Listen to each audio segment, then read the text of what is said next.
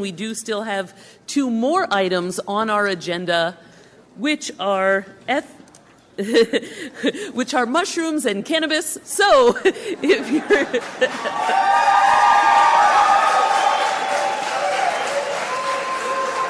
so maybe we'll wait like 2 minutes for people to clear. We're going to call item S12. Thank you all so much for all your hard work.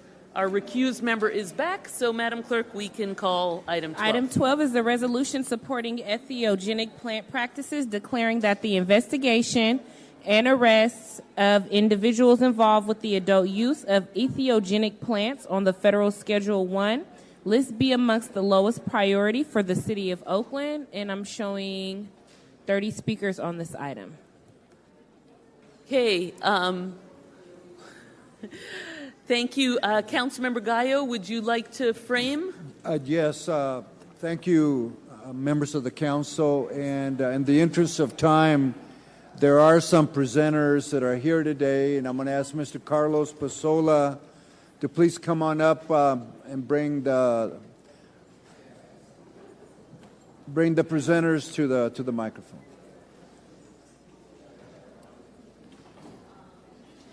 Thank you. So just before we get there, we just wanted to clarify the speaking time. Mr. Pizzola, I understand you have some consolidated time. Yes. Thank you. And I do recognize that you have a long evening, and we're all very grateful for you all bringing this item forward. So we have the Decriminalized Nature Oakland group that want to just speak for 5 to 7 minutes, 5 to 7 minutes, and then we wanted to allow some of the public to speak. I did invite them to, unless they were particularly compelled, to maybe wait to see what comes of it.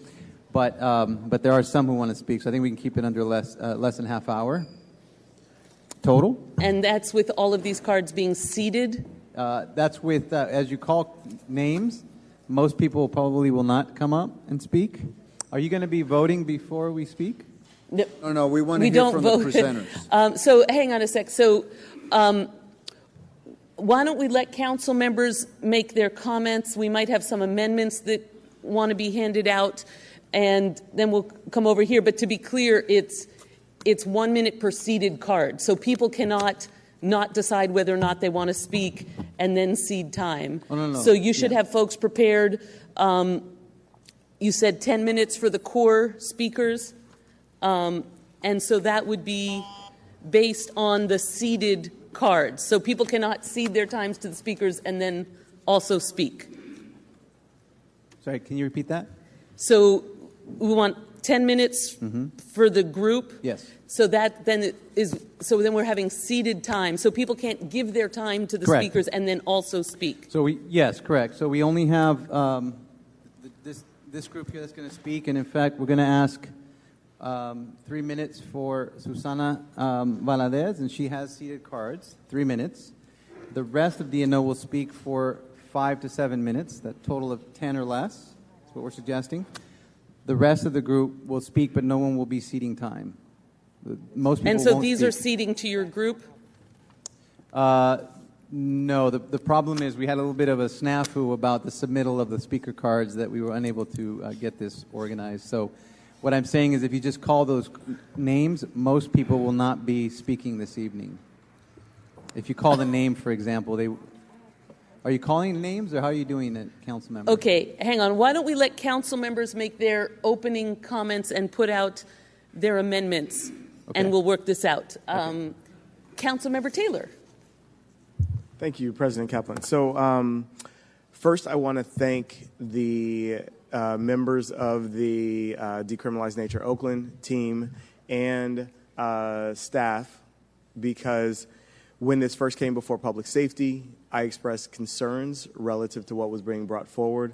I acknowledge that while there are benefits that are that are claimed, and I believe that those benefits are real, there is a, I would say, the aspect of not just how entheogenic plants work in the best of situations, but also how might they have an impact in the worst case scenario. And as council members, we are responsible for making sure that we take care of the entire population relative to the experiences and what we enable and set forth. And so the concerns that I raised, I also got commitment from stakeholders on all sides to come together and actually talk through some of those issues. And so we were able to have a sit down with the Oakland Police Department, as well as myself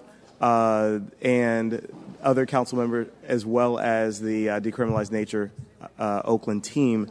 And we were able to identify a few possible mitigations and ways that we could minimize potential impacts in moving forward. And so I wanted to introduce a few of the amendments that came out of those discussions that helped to bring the clarity on how we would move forward given that context. So the first is, and there are copies on the counter up there in terms of what the proposed amendments are.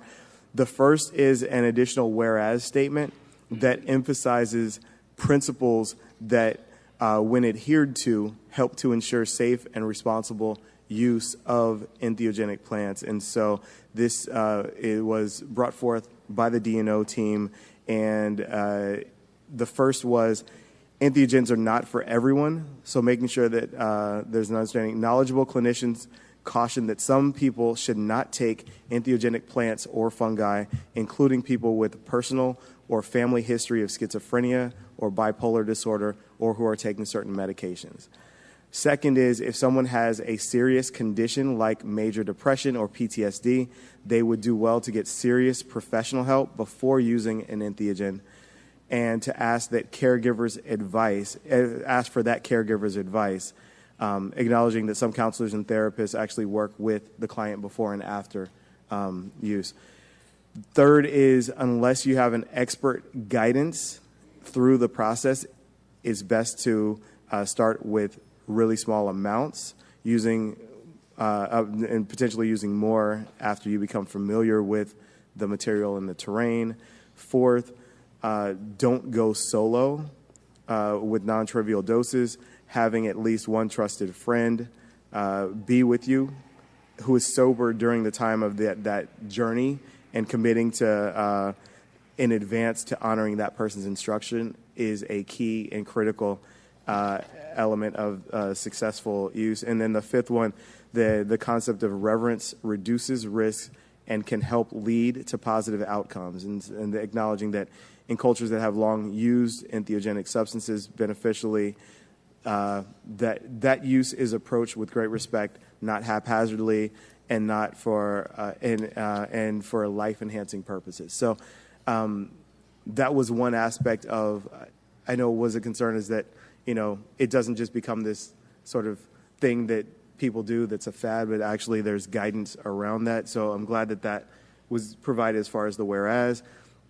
Another concern that was identified was the aspect of what does this include, what is allowed, what isn't. So the fact that this is authorizing it is reducing police enforcement of the use and possession by adults. So wanting to emphasize that this, there's a further resolve added that this resolution does not authorize or enable any of the following activities: commercial sales or manufacturing of these plants and fungi, possessing or distributing these materials in schools, or driving under the influence or public disturbance. And so the implication that this is, while use and sort of possession is not going to be enforced, it doesn't sort of wipe away other laws that exist if you're under the influence or otherwise sort of using it. And so I felt that that was important to include.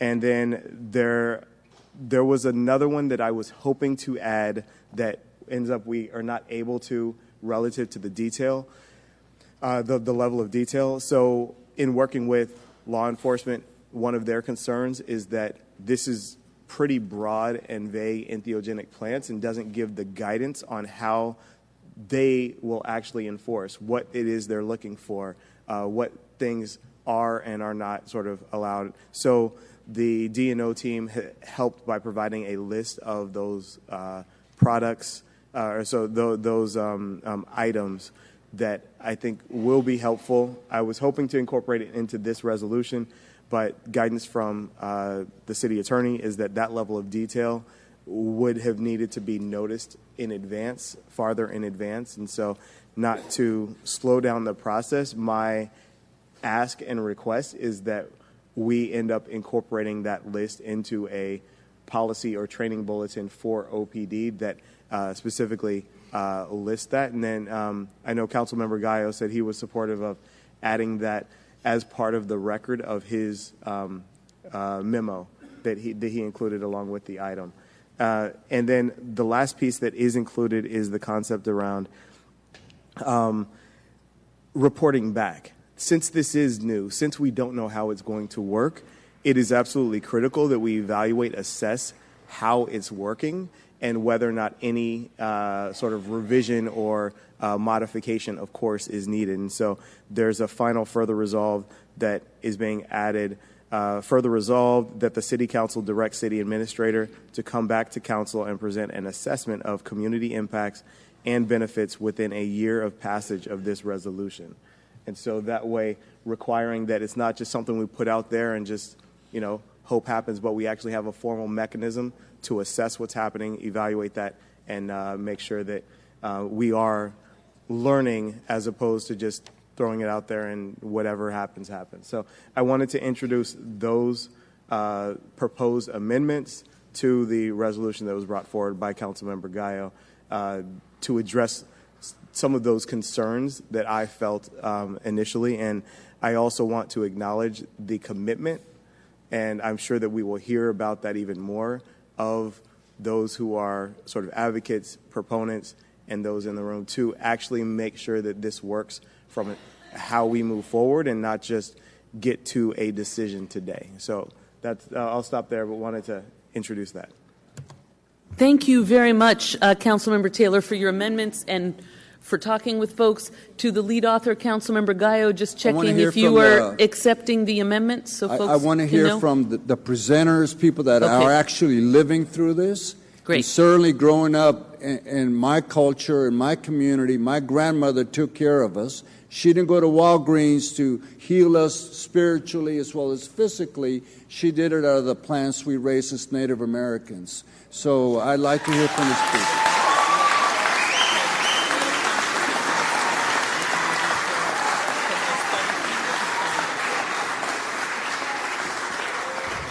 Thank you so much. Thank you for your work. And so we will start off with the 10-minute cluster. So we can put 10 minutes for the grouping, but it is a 10 grouping. So we are sticking with our rules, just in a slightly modified structure. And thank you, Mr. Pizzola. It's fun to have the reunion with you. And I know this is all very exciting for people to have the first city, and I just think have some compassion for the fact that we are up here tonight also dealing with homelessness and other things as well. And not that this isn't also important, but just to hold that awareness as you think about how much and what you need to speak to this body. And thank you for your work on this. Thank you. Okay, I want to just take 30 seconds to speak about process. Carlos Plazola, I'm chair of the Decriminalized Nature Oakland. As you say people's names and they choose to come down, what I would ask is if you want to just either, if you don't want to feel compelled to speak, maybe just state your name and say thank you to the council. We really are grateful that you have brought this forward. So, or you can choose to not, or if you feel compelled to speak, it's your opportunity. I want to introduce Susana Susana Valadez. Thank you. Susana Valadez is a Nobel Peace Prize nominee for her work with the Huichol community, the Huiscara community in Sierra de Occidental in Mexico, and has fought for over 40 years with the community to protect both their traditions as well as their native peyote plants ecosystems because it's a sacrament to them. And so I'd like to introduce Susana, and we're grateful to have her here to make the connection between what we're doing here and other parts of the world that fight for the right to connect to nature.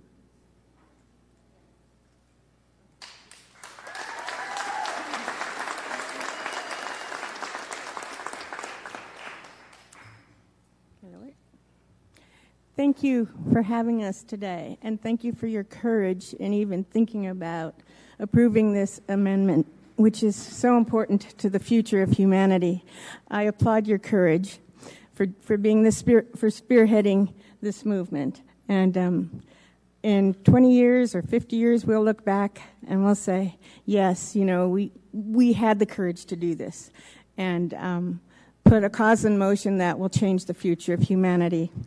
The reason I've been nominated for the Nobel Peace Prize this year is because, as Carlos says, for the last 40 plus years, I've been living and working among the Wirrárica culture, also known as the Huichol, but they call themselves the Wirrárica people. And I was a grad student at UCLA in 1975 and told my mom I'm going to Mexico. And she thought, well, maybe I was going to be on Girls Gone Wild or something. But actually, that wasn't the case. But I kind of did divert my course because I wound up marrying into the culture. I married the subject of my investigation, so to speak, who was a yarn artist. And through his beautiful artwork, I was able to get into explore landscapes of the psychedelic medicine plants that are portrayed in the artwork of this amazing culture that's kept these artistic and spiritual aesthetics alive since pre-Columbian times. So in today's world, they're an ancient culture in the modern world, struggling to survive in what could be thought of as a crack in the world, where they've been isolated for centuries. But the modern world is upon them, and they're a very endangered culture. And the reason for the Nobel nomination is actually it's this native culture, the Wirrárica, who are the nominees. And it's through my nonprofit organization and my many decades of work with them that I've been elected to be the recipient in the person of Susana Valadez. So just to clarify, it's the Wirrárica people who are nominated, but why are they nominated? And how many other indigenous tribes are nominated for the Nobel Peace Prize?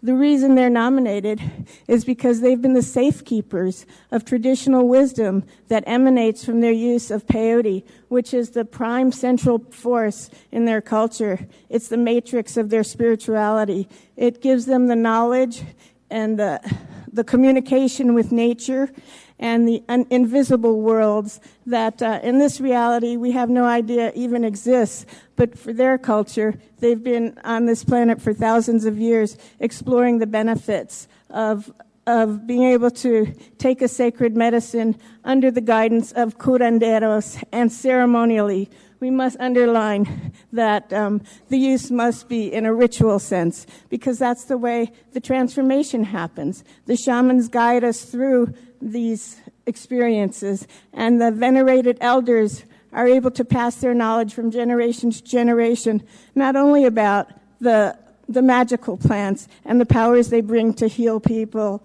and to create medicines out of natural plants other than the entheogens. It's the venerated elders who pass that knowledge down, and when in a ceremonial context, which is the way we have to reinvent the way that these plants are used in our culture, because we don't want to appropriate the practices of indigenous peoples who their lives aren't relevant to ours. We have to figure out ways, and I know that we have the means by which to do so, to create a new paradigm so that the seeds of humanity's future that have been incubating in this little tribe in the Sierra Madres can be planted into the fertile soil of our times, which so needs a new paradigm shift. And I firmly believe, and I would stake my reputation on saying that it's the plants that are going to bring us back to sanity, and we've got to listen to their messages and learn to live reciprocally with nature and restore the natural order.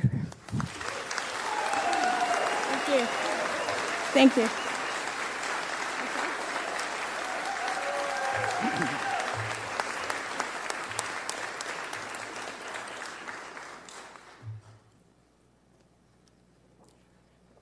Plant teachers to dark-skinned people around the globe were discredited in the age of colonialism.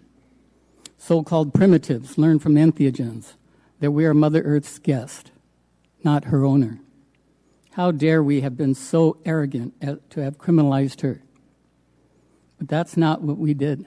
But that's exactly what we did with the Controlled Substances Act of 1970. Not by executive order, but by an almost unanimous vote of a democratically controlled Congress. Words have power. I stand before you with my team of DNO members, being the first to advocate shifting the entire language paradigm. Words have power. How do you feel when you hear words like Oriental, gal, wetback, redneck, honky, coloreds, hippies, Indians, switch hitters, or Negroes? That's how I feel when council or headlines speak of drugs, magic shrooms, psychedelics, and hallucinogens. Disappointingly, none of these words appear anywhere in our resolution. From a half century of stigmatization, these conjure up images of a party festival, outside the law, perpetuating fear and intolerance. On drugs, what goes up comes down. On entheogens, they leave your body, but their message stays with you. Please, like respectfully calling me an Asian American, write or speak of entheogens, healing plants and fungi, or especially sacred mushrooms. Dimethyltryptamine, the most potent molecule in our resolution, has zero toxicity. It's like drinking orange juice. The country needs to know why it's called the spirit molecule, and why dark-skinned peoples for thousands of years have called our entheogens divine bark, medicine cactus, sacred mushrooms, love, and spiritual teacher. In 2016, more people died from falling vending machines, 16, than all of our entheogens together. Educating the truth, Oakland can be to entheogens what Rosa Parks was to the civil rights movement. Underscoring they should have never been criminalized in the first place. We can all consciously begin to shift the paradigm. As Aldridge Cleaver aptly said, if you aren't part of the problem, you're part of the solution, you're part of the problem. Thank you very much.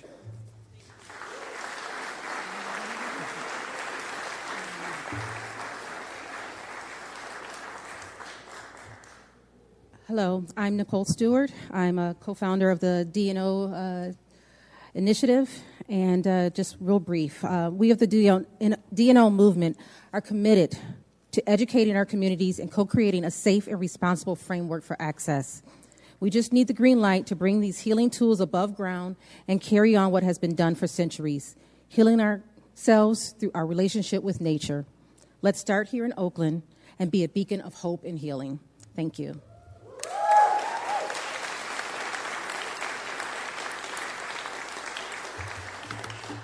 Good evening. My name is Danielle Negrin, and I run the largest psychedelic nonprofit in the country with two fantastic partners.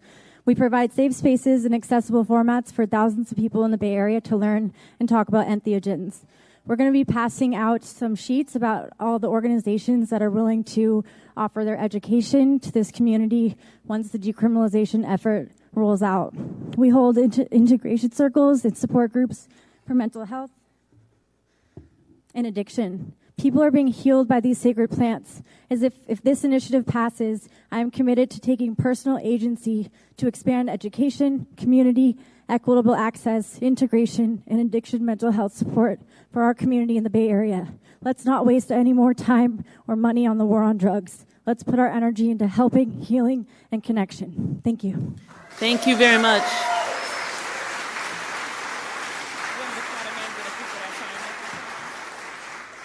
Okay, so at this point, that was the 10 minutes. However, if folks want to cede their time for these folks, we can. We're going to have the clerk call the names of the cards who were submitted, and folks can either just wave or say yay or say you cede your time or have the right to their minute.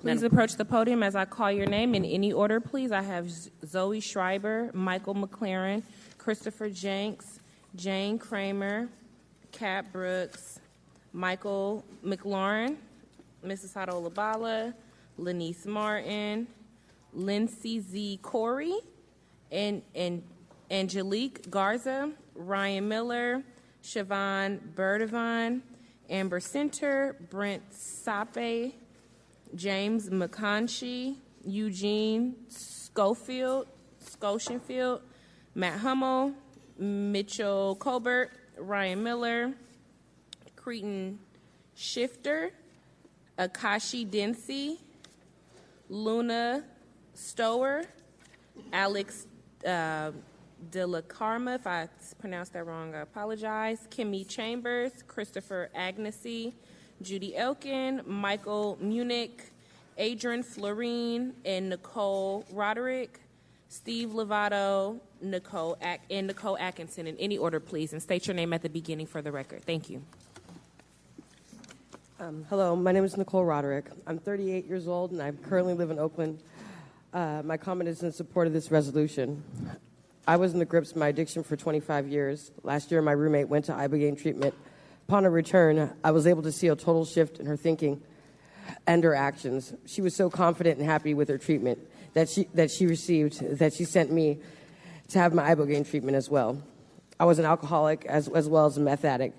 I was able to see how cravings for alcohol and drugs had controlled my decision-making for 25 years. After completion of my Ibogaine treatment, I have been free from cravings from alcohol and drugs.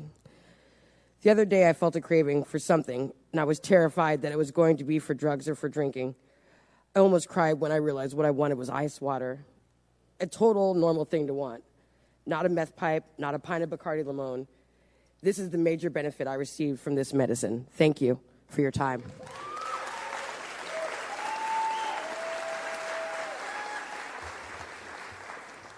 Good evening. My name is James McConkie.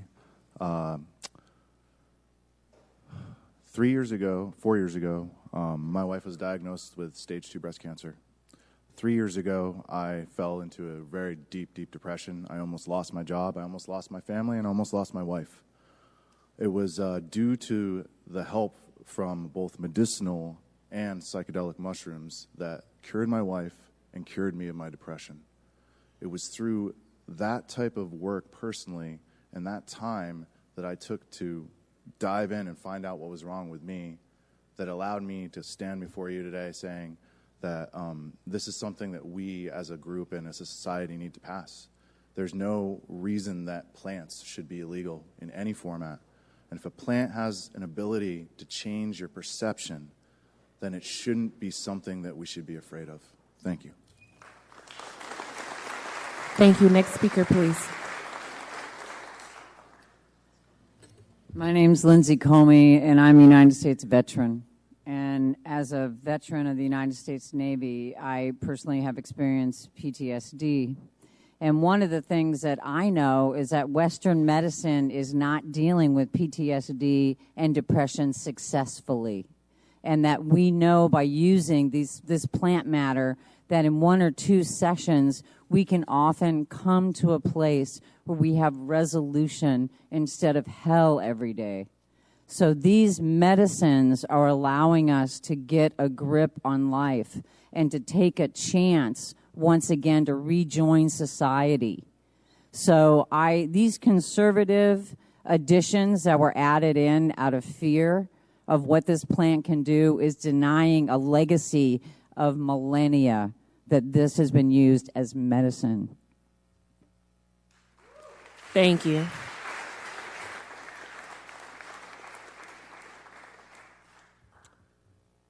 My name is Eugene Schoenfeld. I'm a medical doctor practicing psychiatry. Formerly, I wrote newspaper columns about drugs for the San Francisco Chronicle and other newspapers. Before the war against some drugs, I had the opportunity to experiment with most of the plants in question here. I concluded that these substances had great potential for medical uses and for personal growth. And I believe that with reasonable care, they can be used for adults. I'm glad you mentioned that, sir. This resolution is for adult use, and I recommend that the council approve it. Thank you.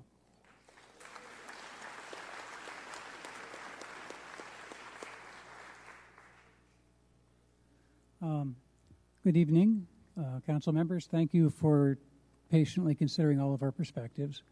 My name is Dr. Christopher Jenks, and I've worked for 24 years with an international community of ibogaine treatment providers that are providing ibogaine treatment mainly for addiction. And my work has been to try to make ibogaine more available to those who need it. Those of us in California no longer believe that it's appropriate to incarcerate someone for possessing marijuana. And since the entheogenic plants we're talking about today were made illegal based on the same basis as the marijuana, which is still listed federally, and we no longer believe in the basis of those laws, I'm glad that we're finally willing to question the basis for the laws against these entheogenic plants. Thank you.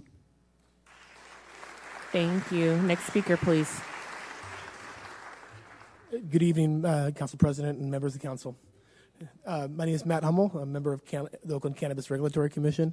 I want to just, first of all, I just want to say God bless you all for taking this seriously and taking and bringing down the racist drug war one step at a time, and I appreciate that.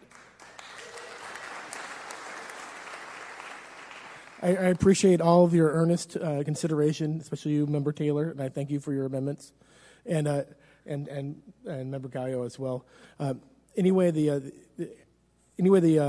Cannabis Regulatory Commission can help with along this matter, as far as the City Council would like, we're ready to do it, and just let us know. Thank you so much. Thank you. Next speaker, please. Hi, my name is Lenise Martin, Oakland resident. I just want to say that a part of the work that I do is using business as a tool to create social change. And in that, I have co-founded an accelerator program in which we work with adults to run them through a traditional accelerator type program. And although there are the obvious challenges that we know about systemic racism and all that are obvious challenges for black and brown folks to navigate the business world in this world in general, there is the fact that a lot of folks are seeking out entrepreneurship. It's forced entrepreneurship because they're blocked out of the mainstream. And so actually just focusing on entrepreneurship as the block to being able to integrate into society isn't a thing. When you are black, when your body is black, when you are queer, when you hear a lot of veterans talking about PTSD, but it's not PTSD to go home to the same environment every day. And so a lot of black folks, black community, I don't know what these folks are talking about, but I'll talk about my community and my people. And we need access to the plant to be able to heal, because it's not always just other people that are affecting us. Sometimes we don't have the ability. And this plant helps us be able to seek inside our soma to figure out what we can do. Your name, ma'am? Sorry. Okay. Sorry. One more minute. Sorry. And what this plant can do is help folks be able to seek inside themselves. And so the folks that I work with in the community, and also my really dear friend who has passed away untimely, Amanda Green, who is one of the co-founders of Youth Impact Hub, who ran social entrepreneurship programs for youth here in Oakland. It's also the same thing. I'm also on the board of that organization. Some of these youth, some of these adults, you can't just throw them into these bright idea programs. We need to fix there needs to be healing. And sometimes just a regular therapist can't actually bring you to that healing place. You need to fix the trauma that is relived every day because we aren't able to fix society. And so access to the plant without having to have all sorts of privilege to go to Peru and overharvest their plant, if we can actually focus on our psychedelics that we have on our land, so we're not creating all sorts of unnecessary carbon footprints to go to Peru, and kill their economy, and I mean, not economy, but ecology. So anyway, please vote yes. Thank you.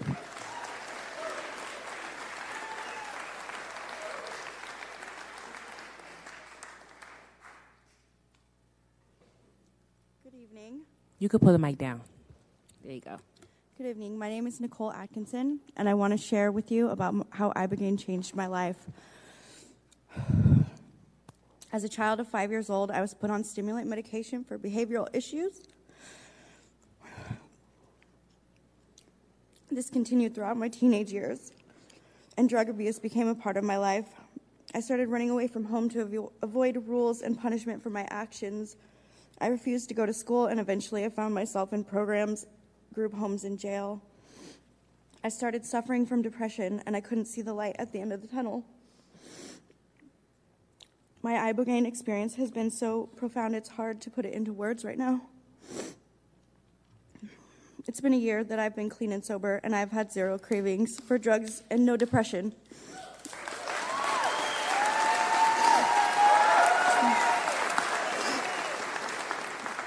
I feel a strong sense of community, and for the first time in my life, I'm working full-time. I easily cut ties with certain relationships and activities, and I'm now healing and repairing the relationships that matter most to me. Thank you. You had another minute seated to you. Do you want to finish your speech? No? Okay. Someone seated a minute to you. 1 more minute. Okay, thank you. I'm now healing and repairing the relationships that matter most to me. I owe my freedom from addiction to Ibogaine. I have had friends and family who didn't survive depression and addiction, and I know so many people who are struggling right now. I can't say I don't have a little bit of survivor's guilt, and that's why I'm here tonight, to ask you to look into this matter with an open mind and an open heart. Thank you. God bless. Before you begin, what was your name, sir? I'm sorry. Okay, thank you. Good evening. My name is Michael McLaren, and I'm here to testify on behalf of Plant Medicine. Like many of those before me, I too have been drastically affected by the plant. Ibogaine has saved my life. I was a heroin addict. I struggled with addiction. Cannabis led me to a place where I didn't have to deal with Ritalin, and not too long ago, I was in a place where I could have died, and I had to go to Mexico for a treatment, and Ibogaine saved my life. It interrupted addiction in a way that was so profound and so meaningful, I don't even know how to describe it to you other than miraculous and a miracle. And so the plant medicine is tied together and integrated in all these different topics today. The cannabis, homelessness, all plant medicine can provide a venue and an avenue to create positive change. And you guys, I thank you for providing this opportunity and this venue for a voice for the plants. So thank you very much. Thank you.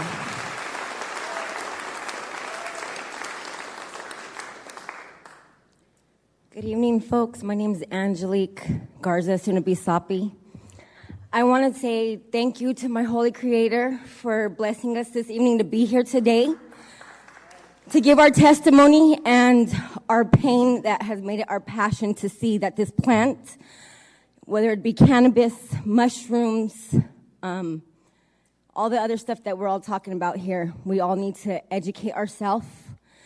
And coming from a Mexican family, it is in my roots, in my cultura, to keep this alive and to allow others the benefit of the medicine of our planet from our Creator, our Mother Earth, who grows this for us. This is not man-made. This is natural medicine at its finest. Let us open our eyes and become awake to the cure of the gods and goddesses here. Amen. Thank you. Thank you. You can lift the mic up all the way. Yep, it moves. There you go. Thank you so much. I'm really grateful for all of this. I've been an Ibogaine provider for 17 years. Before Ibogaine also saved my life. Before In 2002, I was a poly-drug addict. I was an IV drug user. I was a heroin addict. I tried everything to be clean. I was hopeless. I was homeless. I hated myself. I hated my life. And I had a single experience with this medicine, and it resolved a decade of addiction. And it was the most beautiful and life-changing thing that's ever happened to me. And among my other addictions was methadone addiction, the approved treatment for heroin addiction.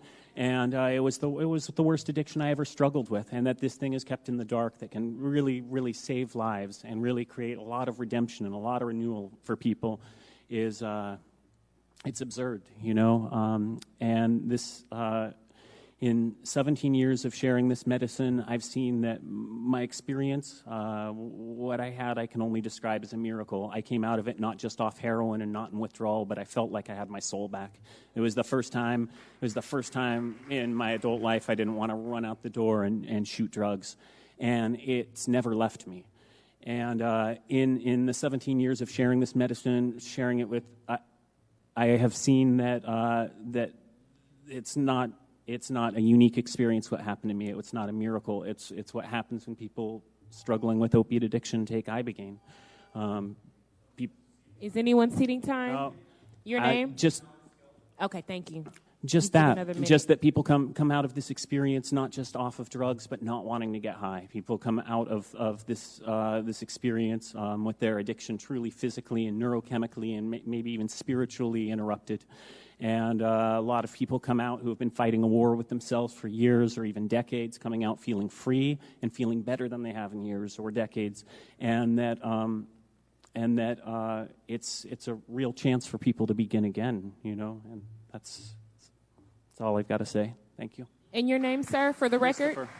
Christopher Thank you. Agnesi. Thank you.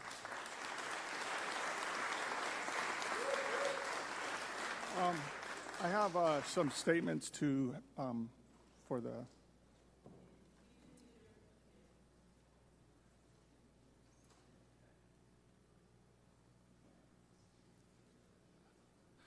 Steve Lovato, and I am a physician in East Oakland, and I am concerned as a resident of East Oakland, where there has been years of drug addiction, which has devastated our community.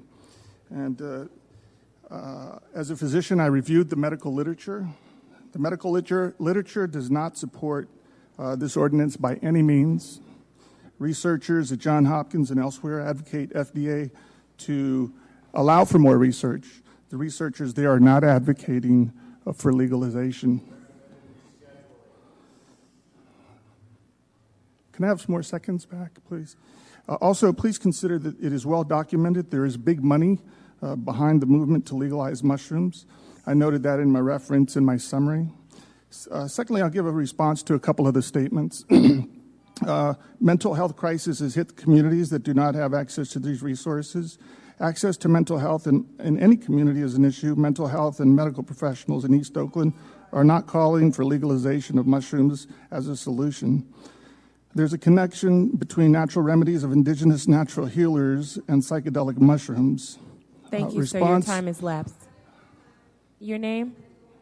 I'm sorry? Natural healers are like curanderos in the community, do not seek mushrooms as treatment, have any experience in using them, and they won't. There's a big difference between natural herb treatments and psychedelic mushrooms. Statement, mushrooms have been used for thousands of years, therefore it is safe and acceptable for the masses. Response, first, cigarettes and alcohol have been around for thousands of years and combined to kill 10 million people a year worldwide. So thousands of years of use in itself does not mean much. Secondly, the indigenous peoples used mushrooms, as Susanna said, in controlled rituals, not recreationally or widespread. Statement, the mushrooms and psychedelics are in widespread use by medical professionals. I personally know that this is simply false. At this point, I believe the most responsible course for the City Council would be to put this on hold and see what happens in Denver, to see what the social costs may be. That is the most responsible thing to do for East Oakland especially. Thank you. Excuse me, everybody. There's no need to be rude. We can listen to each other even when we disagree. Thank you for speaking. Next speaker, please. Hi, sorry. Hi, my name is Gypsy Taub. I was raped and tortured by my grandfather for the first time when I was 2 weeks old, and this continued throughout my infancy and my childhood. I grew up with a lot of depression and was suicidal for many years until I discovered psychedelics. I used mushrooms, LSD, peyote, MDMA, ayahuasca, ibogaine, and 5-MeO-DMT to heal myself. Not only am I doing great myself, but I have become a healer and an ibogaine provider. I went to Mexico, and now I help street children in Mexico using psychedelic medicine. I help them get off of hard drugs like crack, like meth, and every possible pill that they take. Within a couple of months, they become drug-free, and they completely have their lives back. All the depression, that PTSD is gone. We managed to cure one of these kids from autism. And we use psychedelics such as mainly ibogaine. We use MDMA. We use LSD, mushrooms, and the same medicines, and 5-MeO-DMT. So I highly recommend this medicine, and I ask you to please legalize it so we can do this without having to go underground and risking going to jail. Thank you very much. Thank you very much.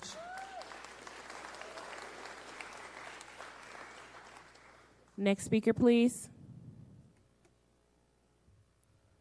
I was extremely abused as a child, and because of that, I had a lot of depression and a lot of just suicidal thoughts, and just everything was pretty much just like emotionally going wrong in my life. I wasn't really living a life. I was completely I was so disconnected. It was just really hard for me to even survive every day. And then I started taking MDMA, LSD, mushrooms, ibogaine, 5-MeO-DMT. I tried all of those, and it helped me so much. I don't know where I would be right now. I probably might even have killed myself already. I am so much happier now. I am so much more alive. It has helped me just reach deep inside my soul and help cure the damage that had been done to me. Thank you. Thank you. Can I have your name, please? If you guys can state your name for come the on up, record, next please. speakers. Jane, why don't you come forward? If you're not coming, yeah, thank you. Hi, I'm Adrienne Florine. Thank you. And I'm here to talk about what you're decriminalizing, because the people from the organization promoting this measure are telling us to use certain words. They're telling us to not use words like drugs, to call them plant medicines or natural substances instead. But you're really not decriminalizing plant medicines or natural substances or any of those things, or drugs. You're decriminalizing human beings, and you are preventing human beings from being treated as criminals. Where's my thing? I don't have it. I have my, I'm sorry, can you give me a moment to find where my picture went? Is it over there? Thank you. My picture, yes. This is, you see, when a human being is a criminal and arrested, the police can do whatever they want to them. They can beat them up, they can kill them, they can lock them up in jail for as long as they want. They could end up like this. This is a human being who possessed psychedelics. This is actually me after I was beaten up by the police. I would like the doctor who just spoke out against this measure to look at this picture and let me know if he thinks it would be better if someone used a psychedelic drug, like for their health, or would it be healthier if the police found them with a psychedelic drug? Because psychedelics didn't do this to me. A human being did this to me because I had a psychedelic. And you're not legalizing drugs. You're legalizing human beings. You are saying that just because I have a little bit of a mushroom in my pocket, they can't do this to me. Or they can't kick down my door and bash up everything in my house, which also happened to me. So there's my picture. Legalize human beings. End the war on human beings, not drugs, human beings. And the sir who... Just before you begin, Ms. Kramer, if you could holler out your name. Thank you. Thank you very much. Appreciate it. Ms. Kramer? Jane Kramer. Most of us don't have the support of a Native American culture. and no two bodies are the same. So, suggestions for public policy. Build a wide-ranging alternative medical tool chest to cover individual needs in private spaces. At the same time, prohibit the use of cannabis in public gathering places and at public events. And 3, require that any commercial or residential building or space at the point of sale or lease be certified by the health or building code departments to be free of cannabis residue. That means deodorizers will not do the trick. Thank you.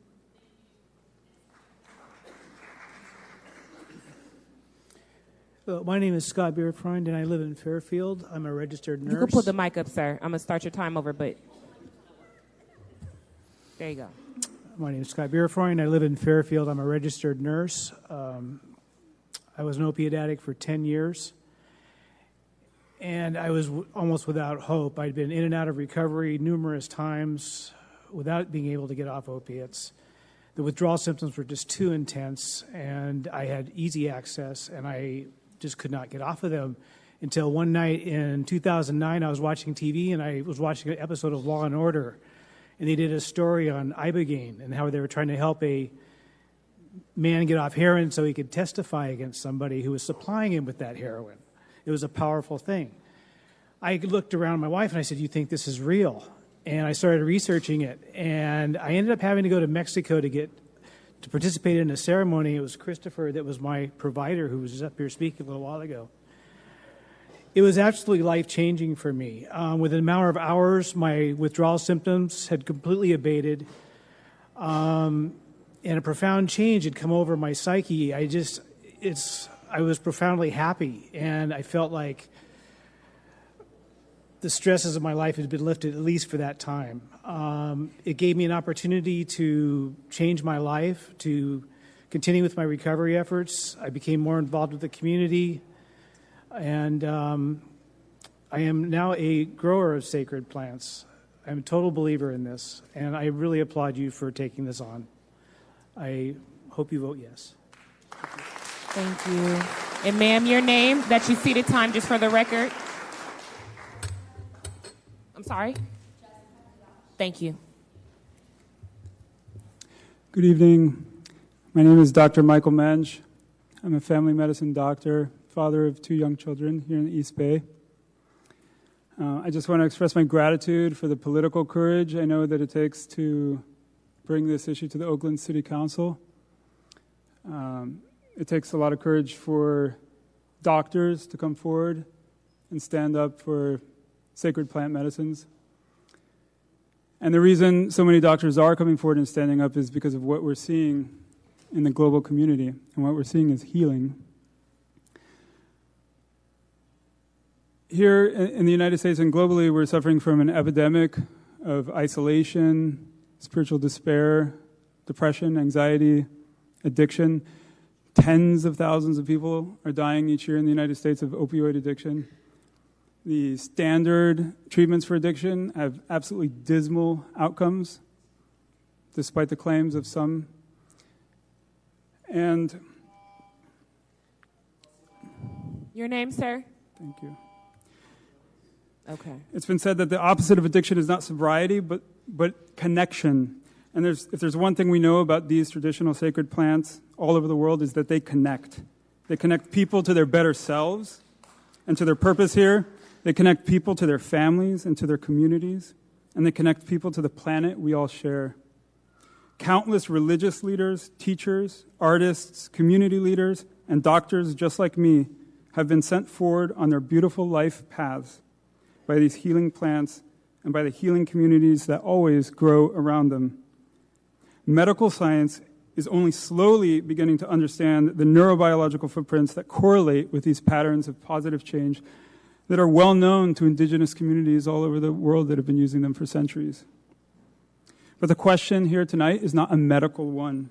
It is a question of community, a question of justice, a question of the human spirit, and of planetary ecology. Our country and our planet are sick. Our national political leaders seem unable to move forward on even trivial issues, much less on grave questions of health, justice, and planetary survival. Thank you, sir. There's an opportunity for local governments like Oakland to stand forward and light the path ahead. Let's light this path. Thank you. Thank you. Next speaker, please. Next speaker, please. Hi, my name is Ryan Miller. I've been ceded time by Alex de la Campa, Luna Stour, and Alan Steiner. And this is Minnie, and she gave me her time too. I don't remember her filling out a card, but that'll give you 4 minutes. You said I won't three names? need that much, but I just want to salute Councilmember Gallo and Councilmember Kaplan for their vocal support of this, and also Councilmember Taylor for meeting with us and for asking the tough questions. Right? And this is important.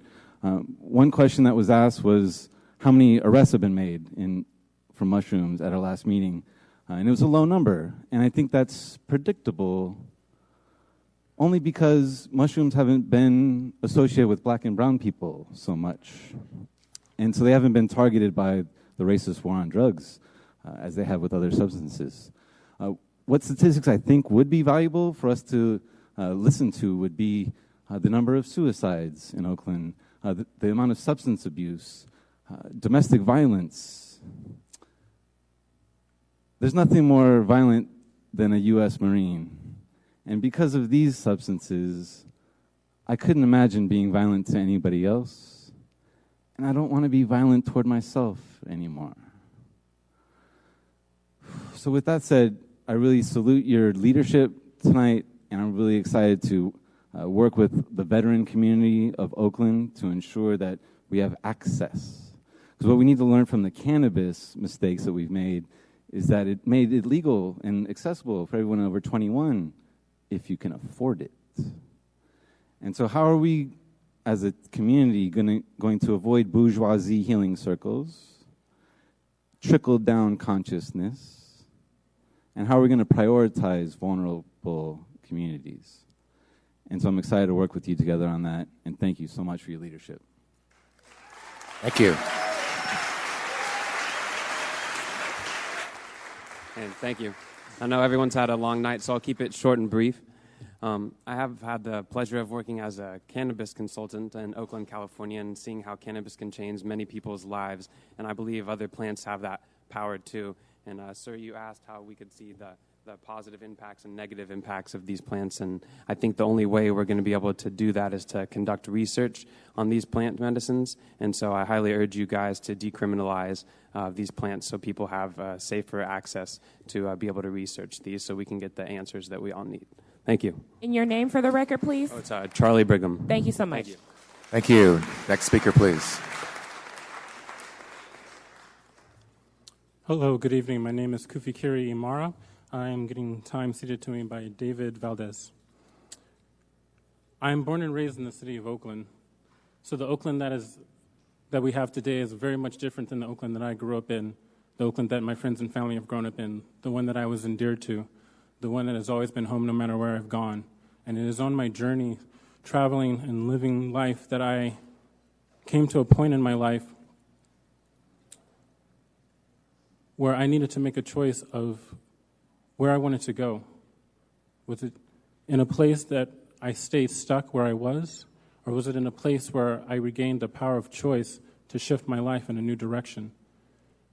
It was working with sacred plants and entheogens that allowed me to have the agency of choice and the empowered and informed choice to move my life forward in a better direction. So everything I do and I say here tonight is for my love of the city of Oakland and for the benefit that I've seen that these plants can do in a person's life.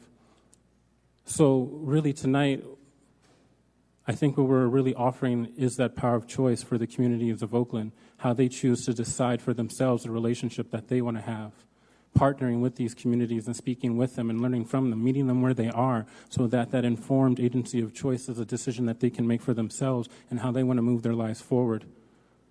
It's the engagement, it's the education, and it's the framework of community. The City Council is a community of Oakland. The police are a community of Oakland. We need everyone's involvement and engagement and informed discourse on the benefits and where they lie.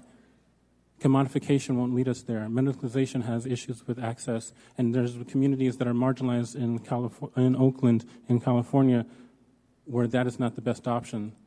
So who are we to decide that option for them? I say the agency of choice needs to be given back to the people. Thank you. Thank you so much. Next speaker, please.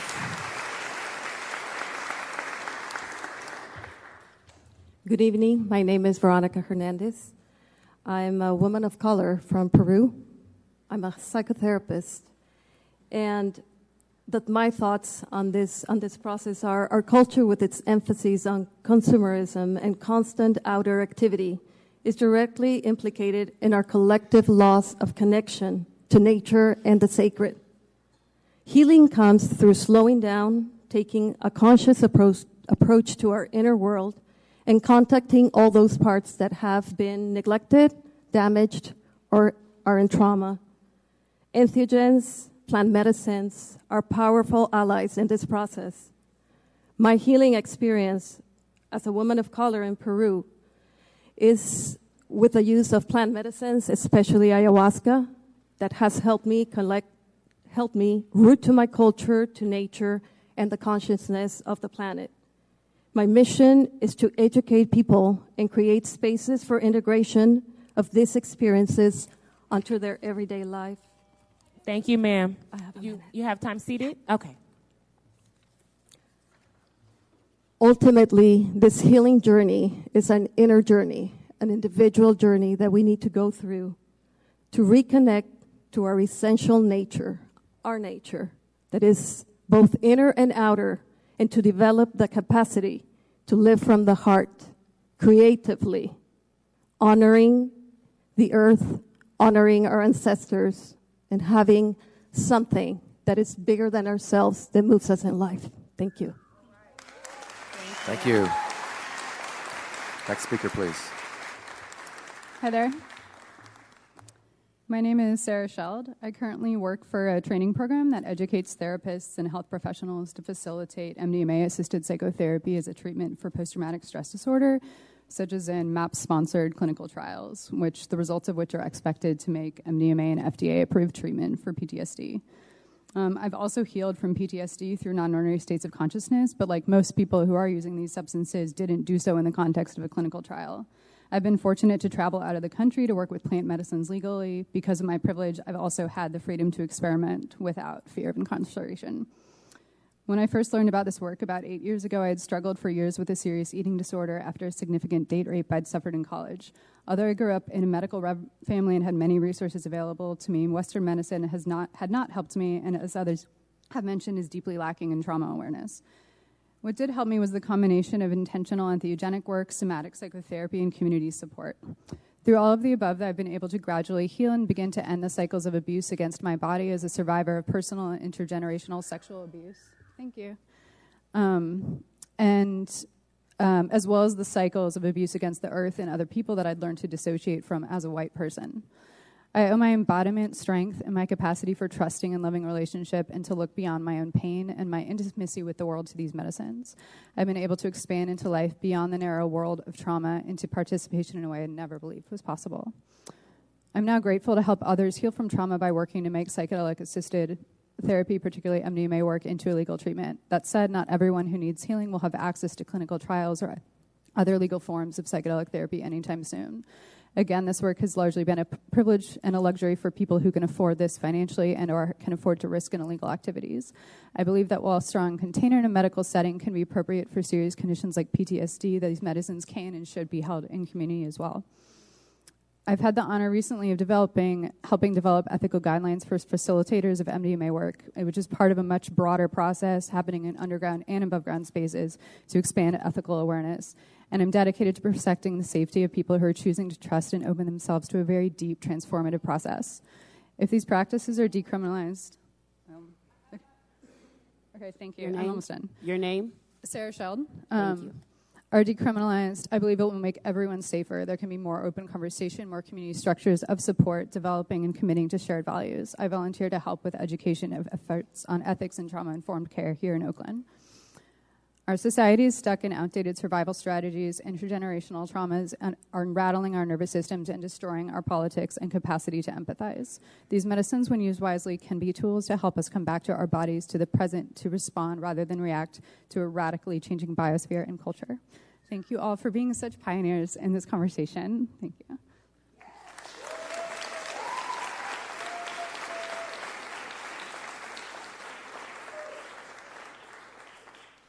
Greetings. Thank you all so much for being here. My name is Joshua Smith Riley. I drove up here with my partner and my child from Nevada City. I'm not a doctor. I'm not a therapist. I'm just another person who wants to share his experience. I am happily a recovered addict for over 9 years now. From 14 to 22 years old, I was addicted to meth and cocaine.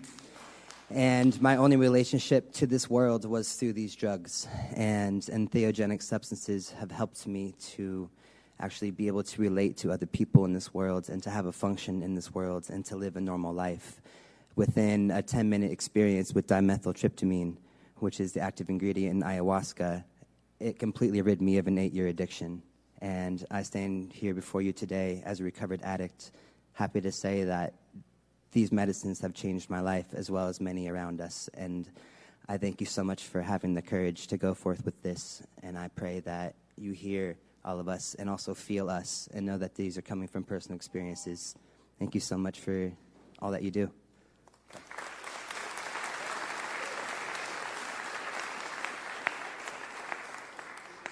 Hello, I'm Eddie Spinner, and I'd like to thank the members of the council for opening your ears and hearts to our stories tonight. There's a lot of powerful stories here. And I'm a native-born Oaklander. I've lived here all my life, and during the course of my life, I've had the chance to observe thousands of people who have taken sacred medicines, and most of these people have derived great benefit from the taking of these medicines and the derivatives of them.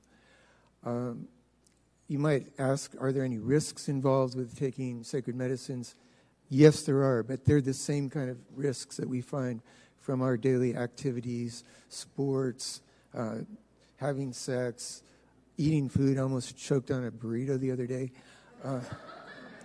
The risks are there, but they're just as minimal as any other risk we have. And what I see that's really harmful, super harmful, is this: putting normal, healthy people in cages. So let's stop that.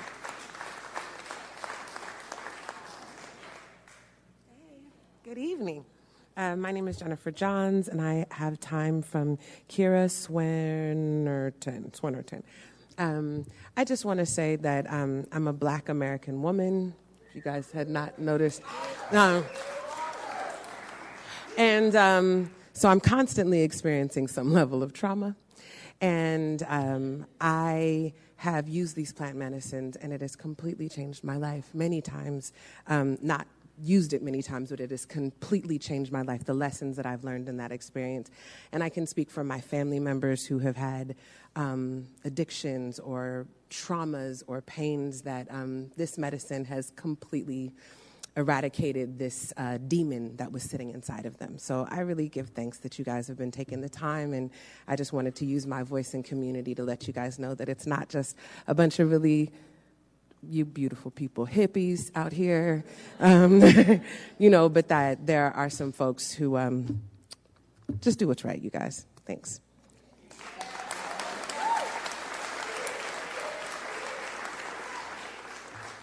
Good evening, Council. My name is Amber Center. I'm an executive director and co-founder of Supernova Women. I also have 3 cannabis businesses in Mr. Gallo's district. And I'm also a veteran of the United States Coast Guard, as well as a chronic lupus sufferer. And I wanted to say that I actually joined the leadership of Decriminalized Nature Oakland a couple of months ago because I feel so strongly about natural plant medicines and Black people having access to these medicines. But also I did it as a personal journey for myself. There are a number of days where I'm so sick I can't walk, I can't move. And I don't think that my community really sees that because I am so active and I am out here and I am advocating on behalf of my community whenever I can. Okay. Thank you. I'm sorry, what was your name? Okay, thank you. Thank you. And a microdose of shrooms, 0.125 grams, gives me enough energy to be able to get out of bed some days and be able to come and speak to you all about cannabis taxes and why natural plant medicines should be decriminalized and available to our communities. Black and brown people are suffering epidemics of autoimmune diseases, really all kinds of diseases, but autoimmune especially. And these plant medicines not only help us physically, but also our spiritual and mental selves. And these things are critical to us. I didn't even know until I tried it myself. And I didn't get the access to be able to try it until I moved to California and I was in my mid-30s. And I don't think that's okay. I've developed a relationship with cannabis since I was 18. I've just started to learn the power of natural plant medicines.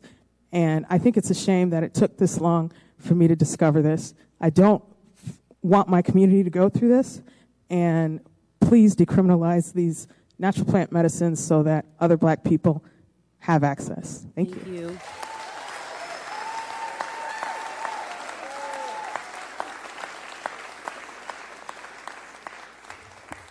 Thank you so much for making this time and respecting our voices.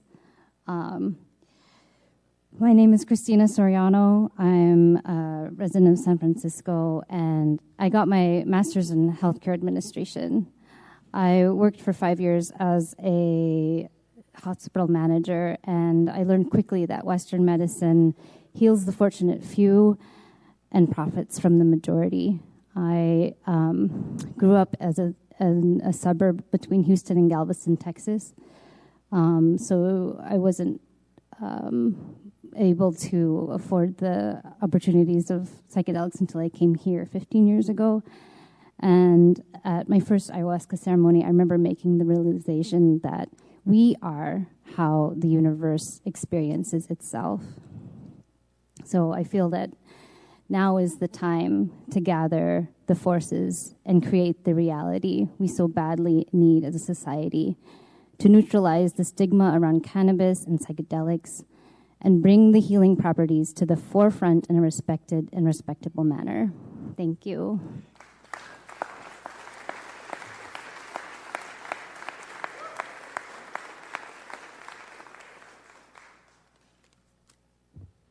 Good evening. My name is Kevin P. Saunders, running for state senate in the Santa Cruz, Monterey area, and I'm running on mushroom legalization, full recreational. In 2017, my partner and I wrote the CPLI, the California Psilocybin Legalization Initiative, and we received 90,000 signatures. We did not make the ballot.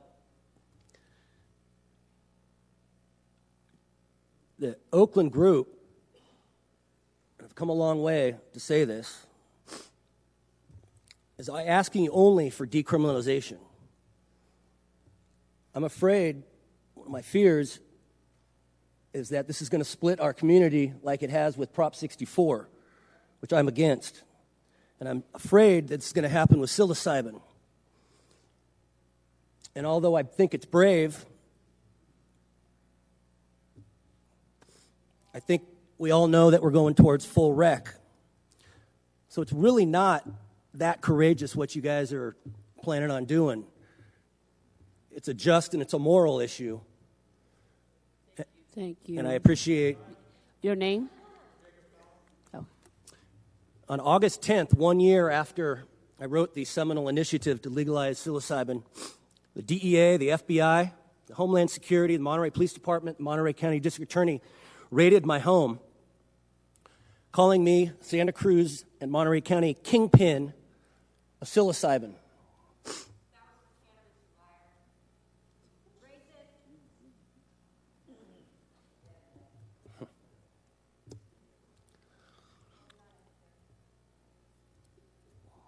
Shame on you. We got to make sure that this industry does not become a white guy industry, middle-aged white guy industry. And the areas that need to heal the most are Oakland, Denver, and our urban communities. And I urge you to vote affirmative for this. Appreciate your time. Thank you.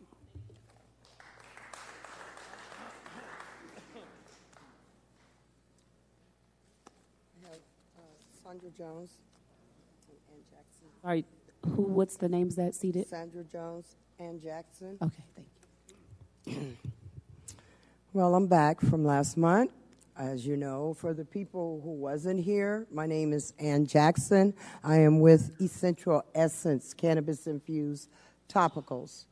I do the bath and body wash, the bath bar soap, the bath salts, and the rub for pain, inflammation, sciatica, neuropathy, spinal stenosis, migraines, eczema, psoriasis, menstrual cramps. My dad is 86. Since the last time I was here, my dad was hospitalized because of gout. He couldn't walk. He's been using my cream. I just made a new batch of this fire, 25 ounces of cannabis. It works. Please, we need to lower the taxes. I have too many clients that count on me. I have patients that count on me. And if you do not lower the taxes for the cannabis in the dispensary and also for someone like myself as an equity applicant with the City of Oakland, I will not survive. That's my livelihood. I have patients and clients counting on me. At one time, I wanted to give up trying to get into it because of the political part of it. And my son said, Mom, if you give up, what are the patients and your clients going to do? I mean, I know it's dispensaries and stuff out there, but they can't afford it. Come on, you pay $85 for an eighth of weed? Are you serious? I'm 60 years old. I am a veteran with the United States Army, Fort McClellan, Alabama, 649th MP Battalion, Foxtrot. I am also an ex-addict. I'm sorry, really quickly, are you speaking on I'm item speaking 12? on the taxes, on the cannabis. Yes, yes. I'm also an equity applicant. I'm a veteran. You kind of lost my train of thought. But I'm here to say lower the taxes because I just got the notice a couple of weeks ago that I was. Okay. But I'm made a still. point. Thank you. Because I was here last month and it was That's the right. taxes. Well but all said. I'm saying is lower the taxes so my business can flourish. Because what was the use? I mean, if you don't lower the taxes, the equity applicant was for what? Thank you. It's not going to survive. Thank you very much.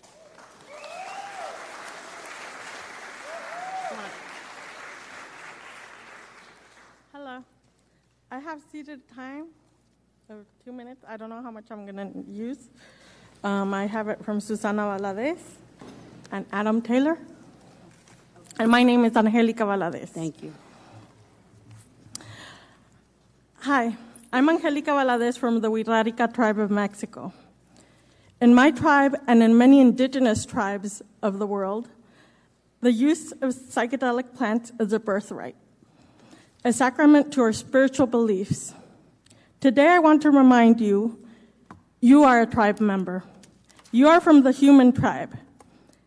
And it's normal to feel lost and disconnected at times. This is us, the human tribe, wanting to connect with our tribe. And these sacred plants that are sacraments deepen and facilitate our spiritual connection we long for.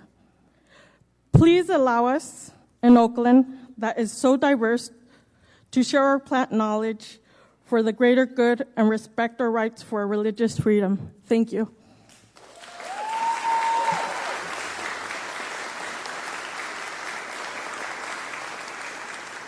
Thank you very much. Thank you so much. And thank you. I really want to appreciate Councilmember Noel Gallo for his leadership in bringing this forward. Thank you.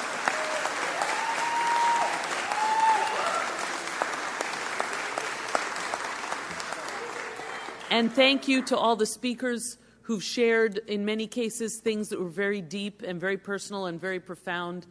So thank you all so very much for that. And so now we are back at council. I believe by this point everybody has received Councilmember Taylor's amendments, and so bringing it back to our author and our public safety chair, Yes. Councilmember Noel Gallo. You're up. Thank you, Madam Council President. And so with that, I'd like to make a motion to approve the item with the amendments presented by Councilmember Lauren Taylor. So moved.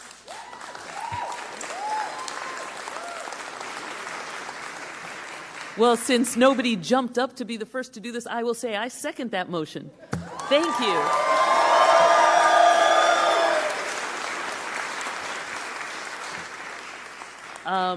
All in favor, say aye. Aye. Aye. Any opposed, say no. Any abstentions? That motion passes unanimously. 6 ayes.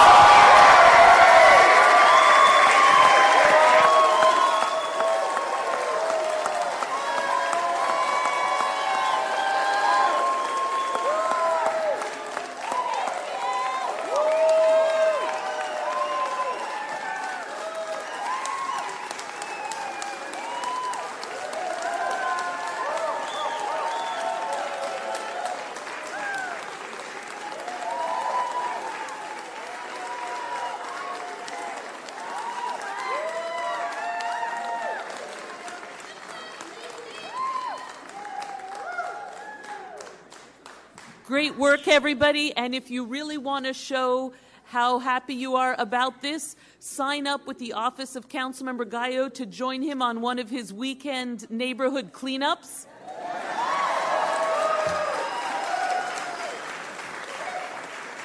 And or sign up for other community service projects to help the community in Oakland. But his cleanups are a great way to do that. Thank you so much.